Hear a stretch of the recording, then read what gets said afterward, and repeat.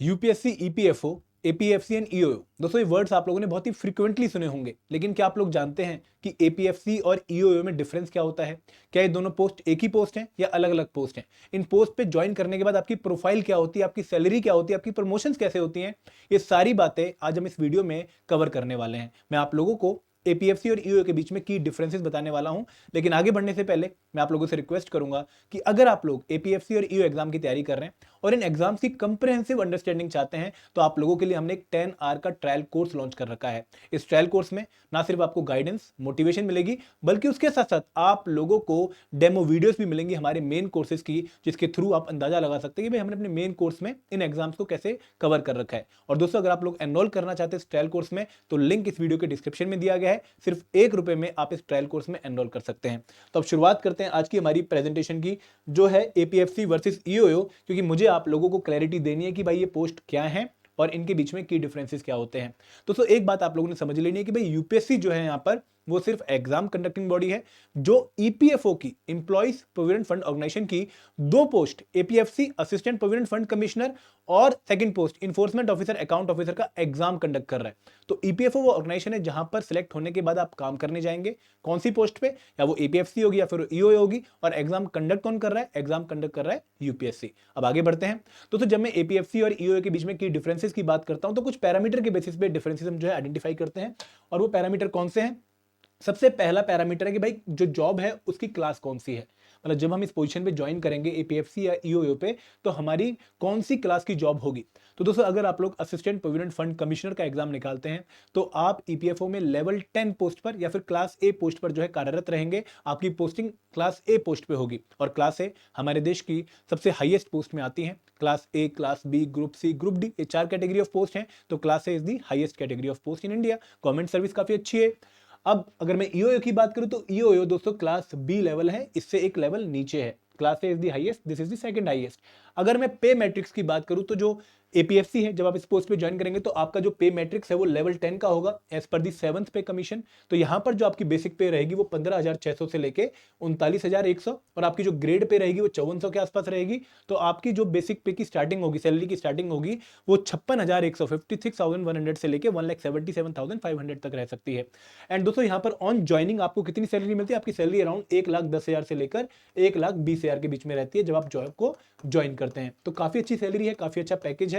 अगर मैं इसके पैरेलली ईओ जॉब की बात करूं, तो ये जो लेवल है 8 है एज पर दी 7th पे कमीशन, और यहां पर जो आपकी सैलरी रहेगी वो 47,600 से लेके 1,51,100 के बीच में रहेगी। तो जो आपकी in and salary on joining मिलती है वो लगभग 80,000 से लेकर 90K के बीच में वेरी करती है। और ये वेरिएशन क्यों आती है? क्योंकि आपको एक सिटी कंपनसेटरी अलाउंस मिलता है जो कि आपकी पोस्टिंग के बेसिस पे मिलता है। ठीक है। अब दोस्तों अगर मैं गैजेटेड ऑफिसर की बात करूं कि भाई कौन सी पोस्ट गैजेटेड पोस्ट है, तो एपीएफसी एक गैजेटेड पोस्ट है और ईओ एक नॉन गैजेटेड पोस्ट है। अगर मैं एग्जाम्स की बात करूं कि भाई कब कब इन पोस्ट के एग्जाम कंडक्ट हुए हैं, तो दोस्तों एपीएफसी और ईओ दोनों ही नॉन रेगुलर एग्जाम है, लेकिन सिर्फ 2023 में ऐसा हुआ कि एग्जाम्स की नोटिफिकेशन एक साथ आई। अदरवाइज इन एग्जाम्स की नोटिफिकेशन अलग अलग आती है। एपीएफसी की नोटिफिकेशन 2002 में आई थी, एग्जाम 2002 में हुआ था, फिर 4 में आई, फिर 12 में आई, फिर 15 में आई, और फिर लास्ट में 23 में आई। अगर मैं ईओ की बात करूं तो 99 में आया था, फिर सीधा 17 में आया, 2017 में, उसका 2021 में आया, और 2021 के बाद 2023 में एपीएफसी के साथ इसकी नोटिफिकेशन आई। जनरली ये एग्जाम अलग अलग होते हैं, बट पिछले साल हमें ये एग्जाम एक साथ कंडक्ट होते हुए देखे। दोनों का पेपर अलग अलग कंडक्ट हुआ था, लेकिन नोटिफिकेशन और पूरा प्रोसीजर लगभग एक साथ चला था। तो यहां पर आप लोगों ने ध्यान देना है कि दोनों एग्जाम्स अलग अलग एग्जाम है। सिंगल एग्जाम से दोनों पोस्ट के लिए सिलेक्शन नहीं होने वाली आप लोगों की। अगर नोटिफिकेशन एक साथ भी आएगी तो उस केस में भी आपका एपीएफसी का एग्जाम अलग कंडक्ट होगा और ईओ का एग्जाम अलग कंडक्ट होगा। ईओ जनरली मॉर्निंग में और एपीएफसी इवनिंग में। अगर अलग अलग नोटिफिकेशन आती है फिर तो एग्जाम अलग अलग डे पे भी कंडक्ट होंगे। आगे बढ़ते हैं। तो अगर मैं और पॉइंट ऑफ डिफरेंसेस की बात करूं, तो यहां पर अगर मैं जॉब टाइप की बात करूं, तो यहां पर ये दोनों जॉब एक तरह की है, नॉन मिनिस्ट्रियल पोस्ट है और परमानेंट पोस्टिंग है। मतलब ये कॉन्ट्रैक्ट नेचर की जॉब नहीं है, ये परमानेंट नेचर की जॉब है। अगर आप इसमें क्वालिफाई कर जाते हैं तो आप टिल रिटायरमेंट, अगर आप कुछ गलत नहीं करते हैं तो आप यहां पर जॉब करते रहेंगे। अब अगर हम बात करें जॉब प्रोफाइल की कि भाई आपका काम किस तरह का रहेगा, आप किस तरह की ड्यूटी परफॉर्म करोगे, तो दोस्तों यहां पर एपीएफसी क्योंकि हायर पोस्ट है तो इसकी जिम्मेदारियां थोड़ी ज्यादा हैं, और ईओ क्योंकि थोड़ी लोअर पोस्ट है कंपेयर टू एपीएफसी तो इसकी जिम्मेदारियां थोड़ी सी कम है, लेकिन जिम्मेदारियां हैं। अभी जिम्मेदारियां क्या है कि अगर आप एपीएफसी पोस्ट पे जाते हो तो आपका काम इन्फोर्समेंट का रहता है। दोस्तों ईपीएफओ जो ऑर्गेनाइजेशन है ये सोशल सिक्योरिटी ऑर्गेनाइजेशन है और ये 3 मेजर एरियाज में काम करती है। एक है प्रोविडेंट फंड, एक है पेंशन और एक है इंश्योरेंस। तो इन स्कीम्स की, इन एक्ट्स की जो इन्फोर्समेंट है उसका काम किसका होता है? आपके एपीएफसी ऑफिसर का। देन एग्जेम्पशन, बहुत सारी इंडस्ट्रीज ऐसी हैं जो क्राइटेरिया फुलफिल नहीं करती हैं एक्ट के अंदर कवर होने का, तो उनको एग्जाम किया जाता है। तो वो क्राइटेरिया फुलफिल कर रही है या नहीं कर रही है चेक करने का काम किसका है? अगेन एपीएफसी ऑफिसर का। देन रिकवरी, जो लोग अपने एम्प्लॉइज का पीएफ नहीं भरते हैं, उनको डिफरेंट स्कीम्स के अंदर कवर नहीं करते हैं, तो उनसे जो अमाउंट है उसको रिकवर करने का काम भी किसका होता है? एपीएफसी ऑफिसर का। कैसी जुडिशियल फंक्शन से परफॉर्म करता है, विजिलेंस के फंक्शन परफॉर्म करता है, ऑडिट के फंक्शन परफॉर्म करता है। और जनरली यहाँ पर जो एक एपीएफसी होता है इसकी पोस्टिंग जो आरपीएफसी उसके अंडर होती है और इसको एक जोन या फिर एक रीजन में पोस्टिंग मिलती है। काफी अच्छा इसका एक जॉब प्रोफाइल रहता है। अगर मैं इसके पैरेलल बात करूं आपके ईओ ऑफिसर की, तो इनका जो मेजर काम है वो है इन्फोर्समेंट करना अगेन। लेकिन ये जो इन्फोर्समेंट है फील्ड नेचर की होती है। ये एक्चुअल में जाके इंडस्ट्रीज विजिट करते हैं और वहां पर जो इश्यूज होते हैं वो चेक करते हैं। उनको जो है ये देखते हैं कि भाई वो पीएफ एक्ट वगैरह फॉलो कर रहे हैं नहीं कर रहे हैं। फिर अगर कोई इशू होता है तो वो एपीएफसी को जो है इसकी सूचना देते हैं, फिर एपीएफसी उन पे एक्शन लेता है। देन कंप्लाइंस करना, ठीक है, जितने भी एक्ट्स हैं उनकी कंप्लाइंस जो है हो रही है नहीं हो रही है। फिर अकाउंट्स प्रिपेयर करना, क्योंकि देखो यहाँ पर ईओ दो प्रोफाइल है, एक इन्फोर्समेंट ऑफिसर और एक अकाउंट ऑफिसर है। They are two different profile perform by same person, लेकिन अलग अलग टाइम पे। जब आप अकाउंट ऑफिसर की भूमिका निभा रहे हो तो उस टाइम पर आप अकाउंट सेटलमेंट का काम कर रहे हो, क्लेम सेटलमेंट का काम कर रहे हो। फिर दोस्तों पब्लिक रिलेशन ऑफिसर का जो है कई बार दायित्व मिलता है ईओ ऑफिसर को। फिर आप एडमिनिस्ट्रेटिव वर्क भी करते हो। तो बहुत डाइवर्स जो है प्रोफाइल आप लोगों को देखने को मिलेगी एपीएफसी ऑफिसर की भी, ईओ ऑफिसर की। और अगेन यहाँ पर ना आपको एक अच्छा वर्क लाइफ बैलेंस देखने को मिलेगा। मतलब जनरली जब आप इन दोनों पोस्ट पे जॉब करते हो तो आपकी जो जॉब टाइमिंग है 9:30 से लेके 5:30 की रहती है, ठीक है। और रेयर केस में ऐसा होता है कि भाई आप लोगों को जो है एडिशनल काम करना पड़े, बहुत ही रेयर केस होते हैं। और आपकी जो जॉब है मंडे से फ्राइडे है, तो आप लोग यहाँ पर 5:30 के बाद ये मतलब अपने दिमाग से फ्री हो सकते हैं कि भाई अब मुझे जॉब की रिस्पॉन्सिबिलिटी का जो है नहीं सोचना है। तो यहाँ पर एक अच्छा वर्क लाइफ बैलेंस आप लोग बना लेते हैं जब आप इन दोनों ही पोस्ट पे आते हैं। नो डाउट एपीएफसी में थोड़ा वर्क लाइफ बैलेंस आपको अच्छा देखने को मिलेगा, ठीक है, क्योंकि हायर प्रोफाइल है, पावर्स हैं और जिम्मेदारियां जो है निभाने के लिए उनके पास ईओ ऑफिसर हैं और भी बहुत सारे ऑफिसर हैं। ईओ के लिए थोड़ा सा वर्क लाइफ बैलेंस कम है क्योंकि उनको एक्चुअल में खुद काम करना पड़ता है। They are reported to someone.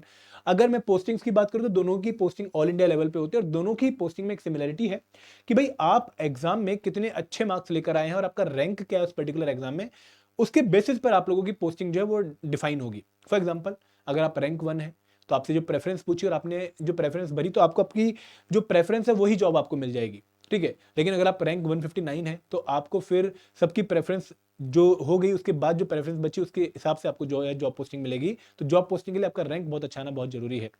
दोस्तों अगर मैं प्रमोशन की बात करूं तो ये एक बहुत इंपॉर्टेंट पॉइंट है क्योंकि आप लोग अपनी ग्रोथ अपॉर्चुनिटीज देखना चाहते होते हो कि भाई हमारी ग्रोथ अपॉर्चुनिटीज कितनी रहेंगी अगर हम इस पर्टिकुलर पोस्ट पे जो है अगर जाते हैं। तो अगर आप एपीएससी पोस्ट पे जाते हो दोस्तों आपकी जो पोस्टिंग है वो काफ़ी रेगुलर है, हर 5 साल बाद आप जो है प्रमोट होते हो, ठीक है। इनमें बहुत हार्डली वेरिएशन देखी गई है। तो अगर आप एपीएफसी हो तो आप सबसे पहले आरपीएफसी 2 बनोगे, फिर आप आरपीएफसी 1 बनोगे, फिर आप सीपीएफसी ऐसे जाओगे आगे आगे। तो लगभग हर 5 साल बाद आपको प्रमोशन देखने को मिलती है। इसमें बहुत रेयर ही वेरिएशन आपको देखने को मिलेंगी। अगर हम बात करें ईओयू की तो दोस्तों यहाँ पर थोड़ी सी आपको नॉन रेगुलर प्रमोशन देखने को मिलेंगी। और इनमें भी नॉन रेगुलर स्टेप कौन सा है? पहला ही स्टेप कि भाई ईओयू से प्रमोट होकर एपीएफसी बनने में काफी टाइम लगता है। मतलब जो लोग 2017 में जो है जॉब ज्वाइन करके बैठे थे उनमें से भी कई लोगों की अभी तक एपीएफसी पोस्ट पर प्रमोशन नहीं हुई है। तो यहाँ पर प्रमोशन इरेगुलर है, ऐसा फिक्स पीरियड नहीं है कि आपकी 5 साल के बाद ही प्रमोशन होंगी या फिर 6 साल के बाद ही प्रमोशन होंगी।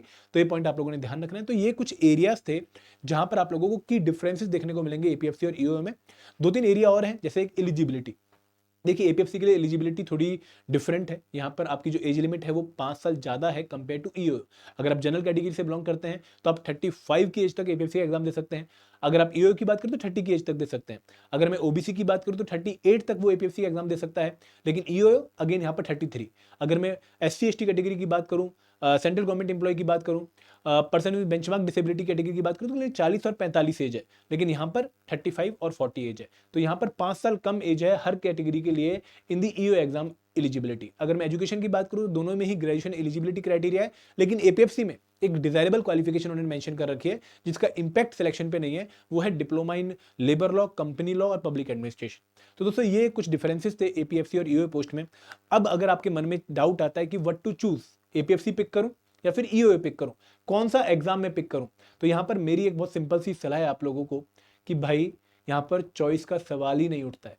अगर आप लोग एलिजिबिलिटी एपीएफसी एग्जाम की फुलफिल कर रहे हैं तो उस केस में आपको जो है एपीएफसी एग्जाम के लिए प्रिपेयर करना चाहिए, क्योंकि एपीएफसी एग्जाम की प्रिपरेशन से एक तो आप सीधा हायर पोस्ट पे जा रहे हैं, आपको प्रमोशन में नॉन रेगुलरिटी का सामना नहीं करना पड़ रहा है, और दूसरी बात जो कि बहुत इंपॉर्टेंट है कि एपीएफसी की प्रिपरेशन से ही आपकी ऑटोमेटिकली ईओ एग्जाम की प्रिपरेशन हो जाती है, क्योंकि ऐसा कोई भी कंपोनेंट नहीं है ईओ एग्जाम का जो कि एपीएफसी में ना आता हो। लेकिन एपीएफसी में कुछ कंपोनेंट ऐसे हैं जैसे इंडियन कल्चर हो गया, ऑडिटिंग हो गया, इंश्योरेंस हो गया, स्टैट हो गया, जो कि ईओ में नहीं आते हैं। तो जब आप एपीएफसी का सिलेबस प्रिपेयर करते हो तो आप ऑटोमेटिकली ईओ एग्जाम के लिए भी रेडी हो जाते हो। तो दिस इज द पॉइंट जो आप लोगों को समझना है कि कोई चॉइस नहीं है। If you are eligible then go for APFC. आगे बढ़ते हैं। अब दोस्तों बात करते हैं कि इसकी प्रिपरेशन कैसे की जा सकती है। दोस्तों दोनों ही एग्जाम की प्रिपरेशन आप सेल्फ स्टडी के थ्रू भी कर सकते हो, और अगर आप कोर्सेज के थ्रू प्रिपेयर करना चाहो तो हमने डेडिकेटेड कोर्सेज लॉन्च कर रखे हैं, जिनमें सबसे पहले है मास्टर कोर्स। ये जो मास्टर कोर्स है ये उन बच्चों के लिए जो कि एक जगह पर हर कंपोनेंट का सॉल्यूशन चाहते हैं। तो दोस्तों यहाँ पर हमने हर कंपोनेंट को अच्छे से कवर किया हुआ है। यहाँ पर आपको वीडियोस मिलेंगी, नोट्स मिलेंगे, चैप्टर वाइज क्विज मिलेंगे हर कंपोनेंट के एक्सेप्ट करंट अफेयर। देन अगर मैं बात करूँ फुल लेंथ मॉक्स यहाँ पे आपको मिलेंगे, वीकली मेंटर टॉक सेशन आपको मिलेगा जहाँ पर आप अपने डाउट्स रिजॉल्व करवा सकते हैं हर हफ्ते थर्सडे 2 बजे आके। दोस्तों अगर मैं test series plus second course की बात करूं तो ये उन बच्चों के लिए है जो कि यूपीएससी एग्जाम की प्रिपरेशन कर रहे हैं, जिन्होंने एक बार क्वांट, रीजनिंग, इंग्लिश और जनरल स्टडीज प्रिपेयर कर लिया है, जो चाहते हैं कि भाई हमें सिर्फ इनका प्रैक्टिस एमसीक्यू मिल जाए, प्रैक्टिस क्यूज मिल जाए, लेकिन जो स्पेशल कंपोनेंट्स ईपीएफओ, एपीएफसी और ईओए में आते हैं, for example accounts, IR and labour law, उनको कंप्लीट कोर्स चाहिए, तो ये कोर्स उनके लिए है। और तीसरा कोर्स है टेस्ट सीरीज। ये उन बच्चों के लिए जिन्होंने एक बार प्रिपरेशन कंप्लीट कर ली है, जिनको अब अपनी प्रिपरेशन का लेवल चेक करना है और अपनी प्रिपरेशन में इंप्रूवमेंट करनी है, तो वो टेस्ट सीरीज में एनरोल कर सकते हैं। इन तीनों कोर्सेज के बारे में अगर आपको और इन्फॉर्मेशन चाहिए तो लिंक इस वीडियो के डिस्क्रिप्शन में दिया गया है। तो दोस्तों this is all from my side. अगर कोई भी आपका डाउट बचा है तो कमेंट सेक्शन आपके पास है, please do let me know in the comment section आपका डाउट क्या है, मैं वहां पे आपको रिप्लाई कर दूंगा। Thank you very much. जय हिंद, जय भारत।